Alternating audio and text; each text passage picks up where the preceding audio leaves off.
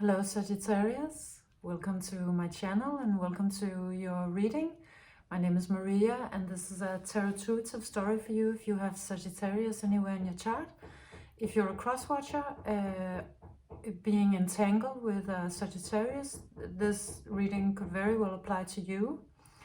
And also if something else drew you here and if the story resonates, then surely it was meant to inspire you as well, even though you may not have Sagittarius in your chart. So, this is a story about, well, it starts out with you trying to leave something, leave a situation, a person, or a habit behind.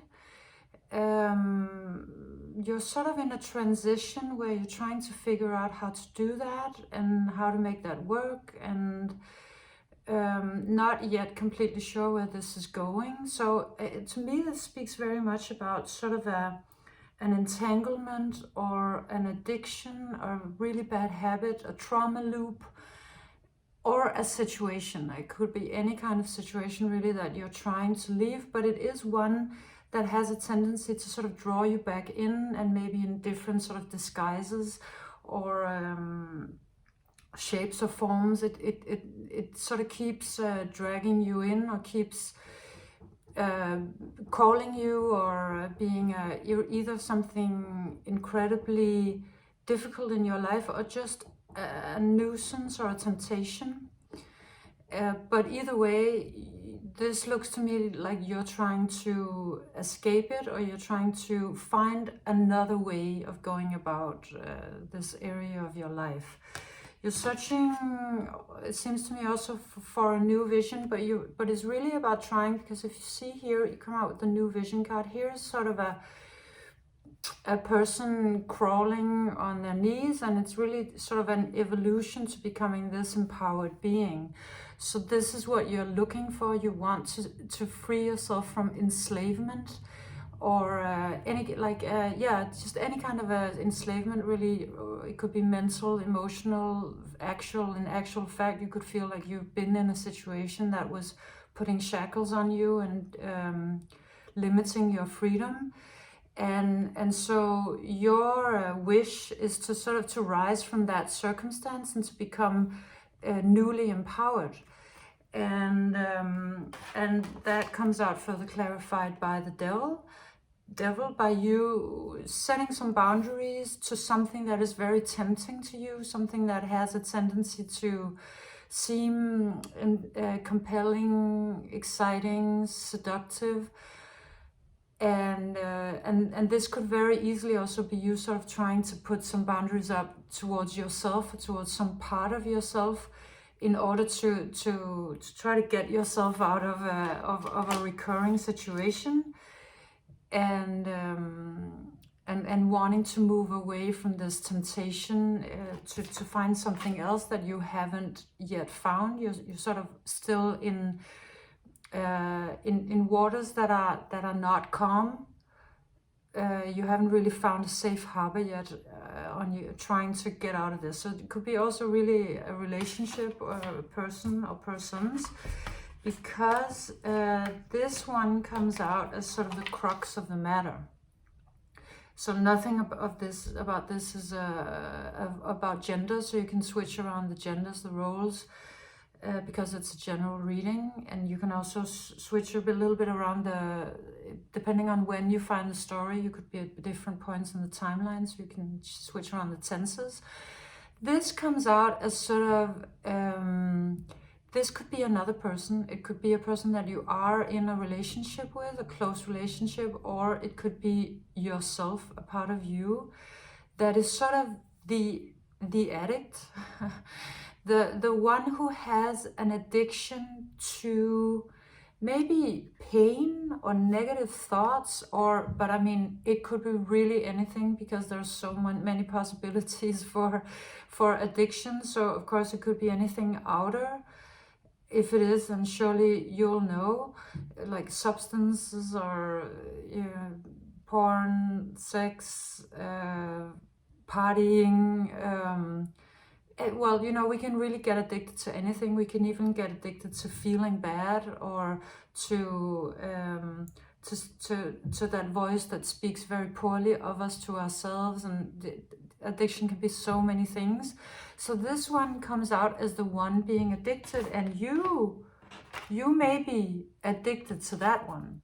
So if we're talking about a relationship, then this is the dependent one, and you may have been the codependent, meaning that they have a substance abuse and you have a sort of them abuse. you're sort of, you're addicted to being with them and trying to maybe fix their problems or fulfill their needs, and you're now trying to find another way to navigate life. So this one comes out with the control card, and the control card speaks about the addict. I'll read it as it's somebody else, but it could really be you. You'll know at this point. This one is trying to fix their problem by controlling it, by trying to control the situation, control their habit or whatever it is that they do, and it's not really working, because the problem with control is that it doesn't fix an addiction. It can help a little bit of the way, but really most of the times it will be control, and then ding, the addiction will show back up like in full-blown, outrageously unstoppable, as an unstoppable force, and then trying to get back into control. And it's like it's not working. So it's sort of an illusion. This one comes out with the moon. So it's sort of the illusion. Maybe this one is saying, no, I can handle this myself. I mean, I just need to, it's not a problem. Like in Denmark, for example, we have, I think we have like European record in smokers in Denmark. I used to smoke myself, so there's no shade on anybody. But it's just, there's just this standing joke that a smoker who's really addicted is the one who will say, oh, I can stop anytime. Like, it's just a question of me making the decision. Those are the ones who are not able to ever stop. So it's like the ones who say, oh, I really don't know if I'm able to, they usually have more success, because the one who believes that they can be in control of the situation, usually for example, they'll not stay out of temptation. So let's say you were trying to kick the habit of smoking. The one who is unsure of whether they can kick the habit, they'll stay away from situations that will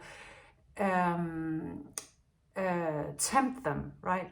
So, but the one who believes to be self-disciplined enough to manage it, they'll just go into all the same situations, and then they'll fall for temptation eventually, and they won't make it. And it just looks like this one has been in that situation, or is still. And so there's sort of this illusion that they can handle it, and that they really don't need to do a paradigm shift or do anything differently, because they have this illusion that they kind of have it under control, or if they wanted to, they could just do it.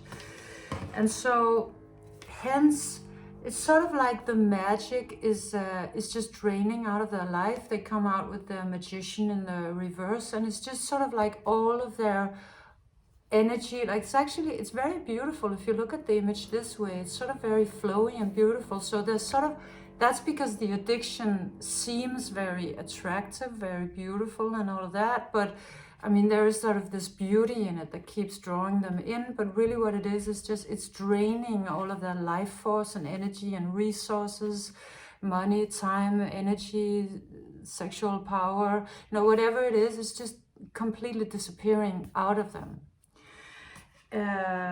It's sort of like the cup is turned upside down, right? It's in the reverse. So, and also, really, they come out with the Four of Inspiration. So this speaks about sort of a hall of mirrors, or sort of being in an echo chamber. Like they all the time only bounce off the same walls. They don't really get a new inspiration, because they keep having this illusion that control is gonna cut it. you know, they just need to pull themselves together. Maybe that's the story. No, I just need to pull myself together. I just, you know, that word just, I just need to do it. Like, it's just a question of that. And so because of that, it's sort of like this pinball game where the pinball keeps sort of, it doesn't ever get out of the square it's in. It just keeps hitting the same sort of walls and doing the same thing. So there's not a real change. It's the same thing. It's the same ball bouncing off of the same walls, and you know, really the change is not happening. So so here's you deciding to well, it looks to me like you've been reflecting, or you decide to take time to reflect upon this situation of either your addiction or somebody else's long enough for you to reach some understanding about it. And so it's really, you could have been in that situation for quite a while, and then maybe not having ever really sat down to think about it very clearly. This could also be a third party that comes in to say, look, have you thought about what this situation really is? I mean, have you thought about that it's actually an addiction, and that it can't just really be kicked like just with control, because if it was that simple, everybody would do it. And so it's kind of like you're getting this understanding or aha moment where you realize, oh, okay, but this situation, it's really not about just taking control, or it's not about just kicking the habit, because even, you know, just let's say it's actually possible, or that person did it but didn't have sort of an inner process, then it's really just the same, that they're just the same sort of they're just the same without the substance. I mean, that can happen, right? You know, it's being sort of an addict, but just sort of without the addiction, but still all of the same bad habits and inability to maybe connect or with themselves and others.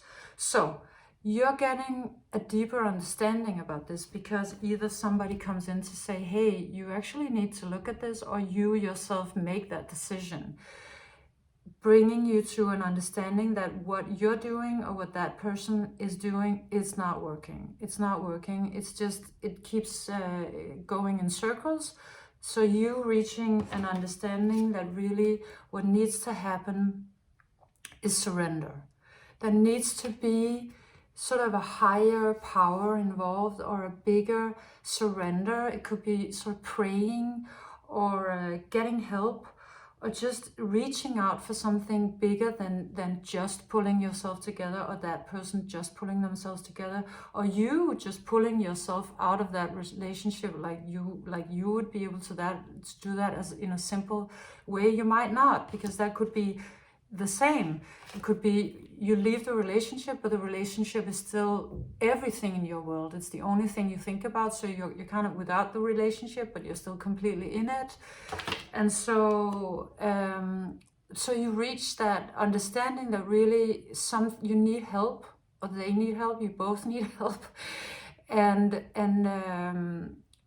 sort of realizing, oh, it's about a higher power or a bigger understanding. It's actually not at all about control, just the opposite. It's about surrender. It's about giving yourself over. It's about understanding that you're not, that it's bigger than you, and the only thing that can help you beat something that's bigger than you is something that's also bigger than you, namely spirit, for example, or somebody who has that power, who already knows how to do the thing. And so it kind of looks like then an exchange happens. I mean, so it could really literally be you seeking help, going to a professional, because you see there's sort of these coins going from one hand to the other. So it's sort of like you seeking help, or them seeking help, and but it could also be surrendering to spirit. Like, that's also a possibility, like opening your hands so that spirit can actually help you and start help you create some miracles in your life. either way, whichever one it is of these, it's a really smart decision, because then what you're actually experiencing now is forward movement. Once you ask for help, maybe it's really that simple, it could be like just a prayer, or somebody you ask in the outer world.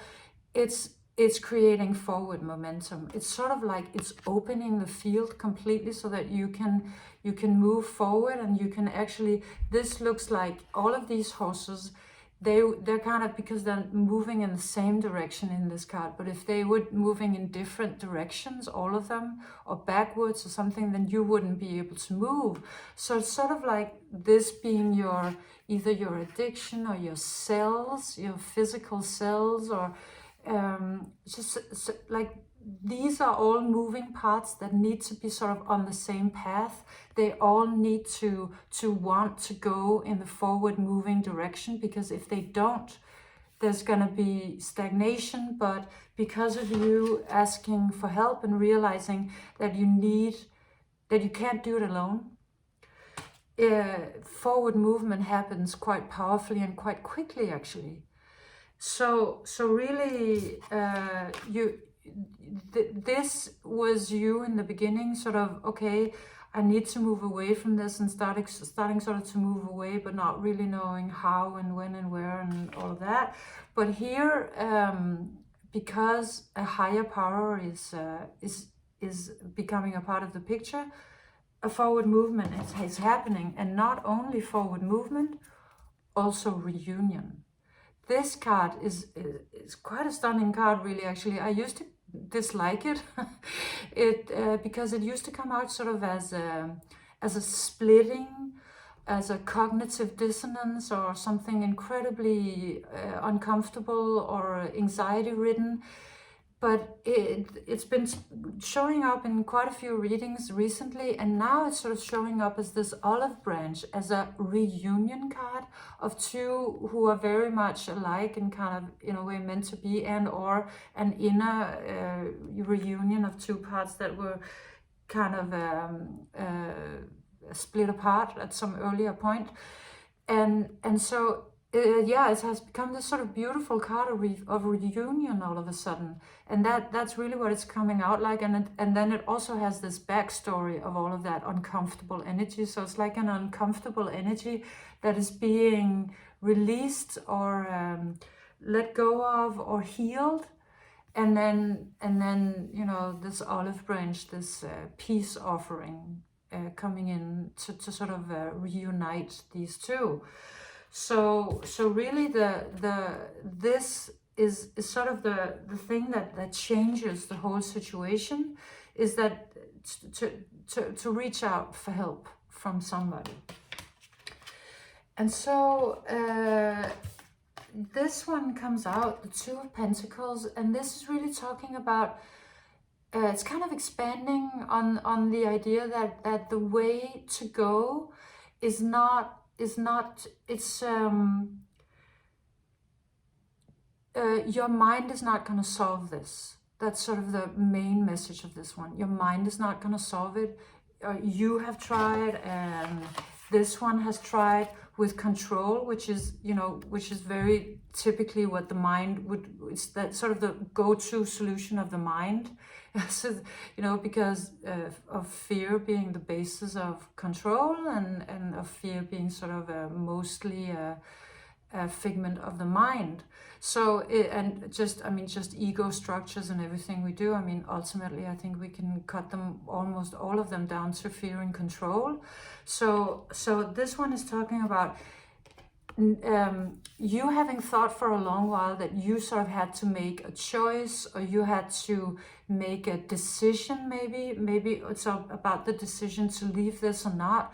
But what this is saying is that it's no, because that also keeps you inside a very narrow paradigm, like either or, like either I stay or I go, or and you're not actually able to make this decision because you're so entangled into the situation that it becomes incredibly difficult and maybe too much to shoulder to make that decision, too much for your mind, too much for you, because actually really, again, it's about surrender. It's about an energy that is so much bigger. So if you let go of thinking that it's up to you and that you have to make the decision and that you have to sort of find out what, you know, how to go about this, if you let go of that and surrender to something bigger, to spirit, or to trust that, you know, listen to your inner voice, or just ask for help. You know, if you do that, then from this sort of duality that doesn't really ever sort of let you go, like you keep switching between these two, you step into oneness, right? Here you can see sort of the oneness, and finally kind of a peace of mind or a bigger understanding. And that's really, that is the solution. That is the solution, because for you to try to find the solution alone is just, it's really gonna keep you in the same doubt and confusion. So letting that go, asking for a bigger answer, I guess, and then allowing that to arrive in your life is really the thing that's going to create the change you need, ultimately. So you come out, you end your reading with the Tower moment. I don't think I've ever ended a reading with the Tower moment, but it comes out as very empowering, this one, because this just looks so badass. I mean, it kind of looks like The Quickening, if you ever saw that movie, The Highlander, which is a sort of a lightning energy that revitalizes you and re-empowers you. And that's really the change you need. You need a bigger change than the one that comes from your mind, because, you know, the mind keeps it small. But this other strategy that you can choose is gonna take you into some much bigger energies that are way bigger than the addiction, and that are gonna show you the way. So you won't have to be sort of in the sea trying to find your way, not knowing how to navigate the situation, because much bigger energies are gonna come in and take over and give you peace and power. But of course, you have to sort of surrender the idea that you're in control, or that you decide how this is going to go exactly, or that you can figure it out. Maybe you have also maybe sort of a mental addiction to figuring things out. And so releasing that and allowing just the answer to come in is the answer. I mean, that's going to create real change. So this was your reading, Sag. I hope you got something out of it. And if you did, leave me a thumbs up. Thank you for being here. I'll see you soon again. Bye, Sagittarius.